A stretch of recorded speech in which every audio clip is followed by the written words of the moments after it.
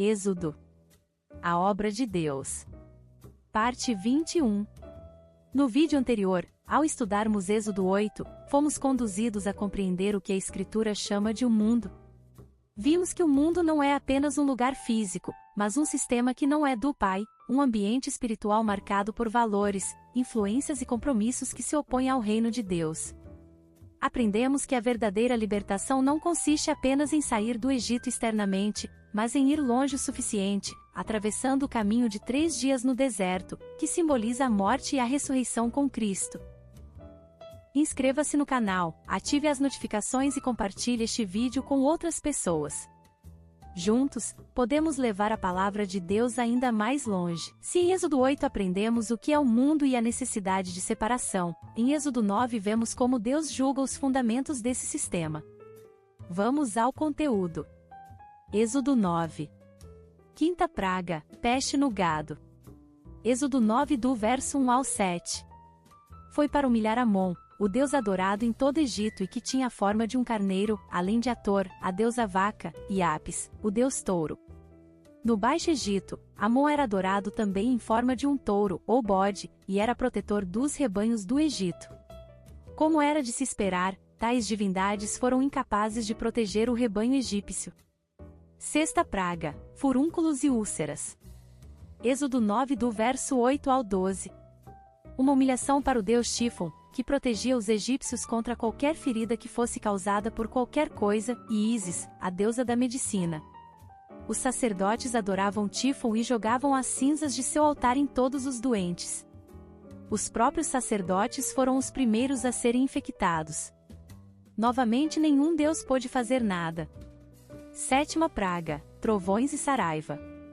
Êxodo 9 do verso 13 ao 35. A deusa Serafis, protetora da lavoura do Egito, foi desmoralizada e Reshpu, controlador das chuvas, relâmpagos e trovões, foi humilhado. A vegetação foi devastada com a tempestade de trovões, raios e saraiva, as colheitas de cevada e de linho foram destruídas e os animais do Egito foram mortos. Nunca havia acontecido esse tipo de tempestade no Egito. O termo trovão em hebraico significa literalmente vozes de Deus e aqui insinua que Deus falava em juízo contra aquela nação pagã e contra seu conjunto de deuses. Os egípcios que escutaram a advertência de Deus, conseguiram salvar o seu gado. O trovão e a voz de Deus. Salmo 29, de Davi. Atribuí a Yahvé filhos de Deus. Atribuí a Yahvé glória e força. Atribuí a Yahvé a glória do seu nome. Prostrai a Yahvé na beleza da sua santidade. A voz de Yahvé está sobre as águas. Troveja Yahvé sobre as muitas águas. A voz de Yahvé é poderosa. A voz de Yahvé é majestosa. A voz de Yahvé quebra cedros. Yahvé arrebenta cedros do Líbano. Ele os faz saltar como bezerro. Líbano e Sirion como crias de bois selvagens. A voz de Yahvé despede chamas de fogo. A voz de Yahvé faz contorcer o deserto. Yahvé faz contorcer o deserto de Cádesh. A voz de Yahvé faz contorcer no parto as servas e desnuda os bosques. No seu templo todos dizem glória. Yahvé está assentado sobre o dilúvio. Yahvé como rei, sentará para sempre. Yahvé dá força ao seu povo. Yahvé abençoa seu povo com Shalom.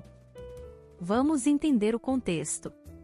Israel estava circundada por nações que adoravam deuses diferentes de Yahvé. O principal deus na região de Israel era Baal. Baal era o deus do clima, da chuva e do trovão e consequentemente da agricultura e da fertilidade. Havia a crença de que ele era morto por Moloch no verão e ressuscitado por Astarote, deusa da fertilidade, sexualidade e da guerra, trazendo as chuvas necessárias para a fertilidade da terra.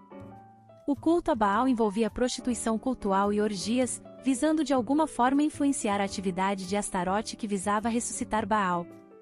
Muitas vezes Israel caiu na tentação de adorar Baal e Astarote. É nesse contexto cuja principal divindade era o deus da tempestade que Davi escreveu esse salmo, convidando as pessoas a adorarem Yahvé, o verdadeiro deus da tempestade. Os 2 primeiros versículos são um convite à adoração. Tributai ao Senhor, filhos de Deus, tributai ao Senhor glória e força. Tributai ao Senhor a glória devida ao seu nome, adorai o Senhor na beleza da santidade. Nos versículos 3 a 9 a personagem principal é a voz de Deus. No entanto, em vez de falar sobre a Bíblia, a voz do Yahvé nesse texto é o trovão. Em vez de focar na revelação especial de Deus na Bíblia, Davi resolveu focar em um evento específico da revelação geral, os trovões. A Wikipédia afirma que apenas 1% da energia do evento atmosférico que gera o raio e o trovão é transformada em som. O resto é calor e luz. Deus usou trovões na Bíblia como sinal de julgamento. E Moisés estendeu o seu bordão para o céu, o Senhor deu trovões e chuva de pedras, e fogo desceu sobre a terra, e fez o Senhor cair chuva de pedras sobre a terra do Egito. Êxodo 9 verso 23. Enquanto Samuel oferecia o holocausto, os filisteus chegaram à peleja contra Israel, mas trovejou o Senhor aquele dia com um grande estampido sobre os filisteus e os aterrou de tal modo, que foram derrotados diante dos filhos de Israel. 1 Samuel 7 verso 10. Como parte de sua revelação no Monte Sinai. Ao amanhecer do terceiro dia, houve trovões e relâmpagos, e uma espessa nuvem sobre o monte, e muito forte clangor de trombeta, de maneira que todo o povo que estava no arraial se estremeceu. E o clangor da trombeta ia aumentando cada vez mais, Moisés falava, e Deus lhe respondia no trovão. Êxodo 19 versos 16 e 19. E também para demonstração de seu poder. Eis que isto são apenas as orlas dos seus caminhos. Que leve sussurro temos ouvido dele. Mas o trovão do seu poder, quem o entenderá? Jó 26 verso 14. Clamaste na angústia, e te livrei. Do recôndito do trovão eu te respondi. E te experimentei junto às águas de Meribá. Salmos 81 verso 7. Além do Salmo 29, outros textos falam do trovão como a voz de Deus trovejou o Senhor desde os céus. O Altíssimo levantou a sua voz. 2 Samuel 22 verso 14. A multidão, pois, que ali estava, tendo ouvido a voz, dizia ter havido um trovão. Outros diziam, foi um anjo que lhe falou. João 12 verso 29. Yahvé é o Senhor das tempestades e dos trovões e não Baal. Yahvé é o Senhor das tempestades e dos trovões e não a mãe natureza ou acaso. Deus fala por meios dos trovões, ele julga e ele dá a conhecer do seu poder. As características que vemos da voz de Deus, trovões, nesse salmo são: a voz de Deus está sobre as águas. A voz do Senhor é poderosa.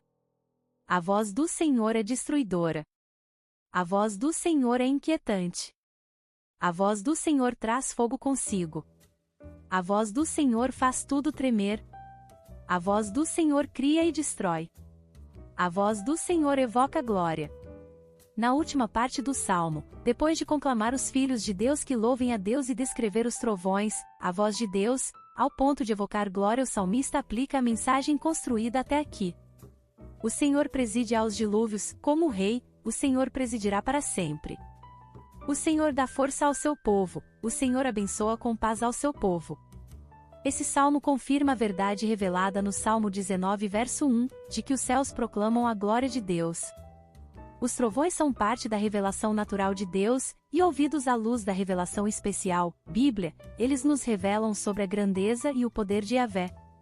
Colocando em pontos, a aplicação de Davi é: Deus Yahvé soberano sobre as tempestades, e não Baal, e esse Deus totalmente poderoso e temível tem uma aliança de amor com seu povo, pela qual lhes promete fortalecer e abençoar com paz. O Deus dos judeus, Yahvé, o Deus Pai de Jesus Cristo é o Senhor do dilúvio, das tempestades, dos raios, dos furacões e dos tsunamis. Ele é o Senhor cuja voz ribomba e faz tudo tremer e gritar, glória. Ao mesmo tempo, ele é o Deus que usa todo o seu poder, para fortalecer e dar paz àqueles que o amam por meio de Jesus Cristo. 9 verso 1 e 2. Assim diz o Senhor, o Deus dos Hebreus. Deus se identificou vigorosamente como o Deus dos Hebreus, exatamente como ele falou que teria de ser. E ouvirão a tua voz, e irás, com os anciãos de Israel, ao rei do Egito e lhe dirás: o Senhor, o Deus dos Hebreus, nos encontrou. Agora, pois, deixa-nos ir caminho de 3 dias para o deserto, a fim de que sacrifiquemos ao Senhor, nosso Deus. Êxodo 3 verso 18. Na primeira vez em que Moisés falou ao faraó em nome de Deus, foi repelido. Êxodo 5 do verso 1 ao 9. Nas ocasiões posteriores, Deus revelou ao rei do Egito o poder de seu nome. Êxodo 6 do verso 2 ao 8. 9 verso 3. Uma pestilência gravíssima recairia sobre os rebanhos egípcios e arruinaria a economia, bem como o suprimento militar daquela nação. Obrigada por assistir até aqui, não percam os próximos vídeos. Graça e paz, irmãs e irmãos.